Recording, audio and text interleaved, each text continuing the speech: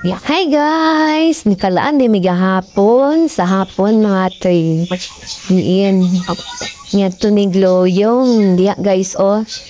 Loyong Mountain View Health. Mountain View. So, nice guys siya guys. Oh, kana mo ni iyang building guys. Pwede ka maka-overnight diya. Kalang pool. Tapos mag-overnight ka. 1.8 daw. 24 hours. Oh, nice kaayo guys ang ambience nga diha oh. Tinaw tayo ng tubig.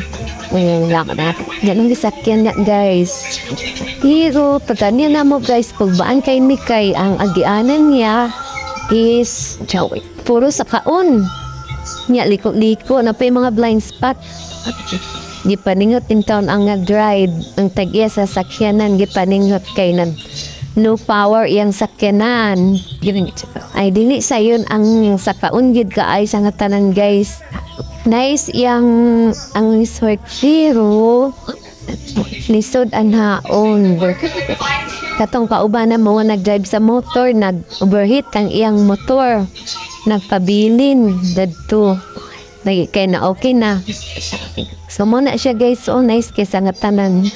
Pinami cottage nga bugnaw na kay pagana na mo hinit pa na kayo dana. Trip kiin nas maninoy oh. So nice kayo guys kay overlooking. Mo ni siya nga ang makita na po dito dapit sa among balay, dani sa among balay makita na mo ni nga building ani. Kanang sa Gaston man ni siya. Sa Labunglong. Oo. So, mo din ni siya dani nag-inasara nga building makita nimo kung tuwa pa sa ubos. Nice kayo guys kay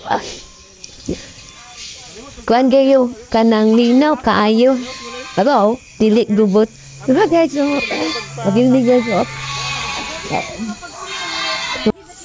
Anhi mo diri guys kay nice kaayo daan ni. So, quick escape ra gid nga mo guys na naog dayon mi kay madlop mi magabinan.